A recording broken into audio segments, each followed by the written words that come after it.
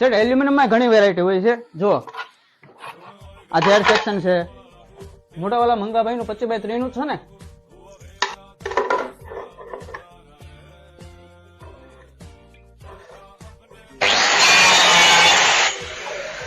ભૌતિક સેટના મકાનનું કામ આપણે જ કર્યું, એનું ફર્નિચર છે ને હમણાં આપણે જ પૂરું કર્યું.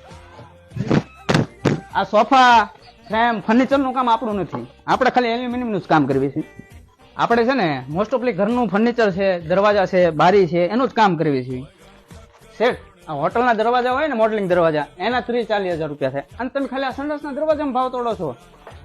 સેટ આ સર સામાન તમારો હોય ને તો એમ મજૂરીમાં કામ કરી દેવી, તો તમને વ્યાજબી થાય.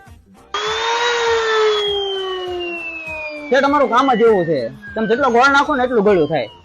અરે તમારે દરવાજો કોપી ટુ કોપી બને, એમાં ફેર જ ન પડે. લાવો ફોટો લાવો.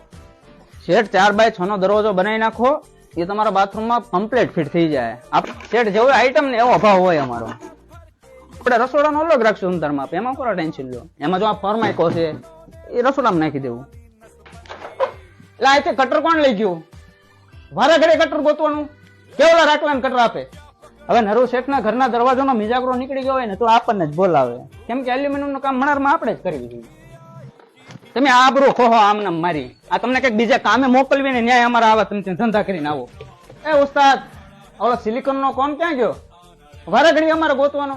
હા નો સોટ્યો ને, કીધું છું તમને, તમે માનો નહીં, એનથી નો સોટે. હવે એ ફર્નિચર વાળો છે, એનથી સોટતા છે.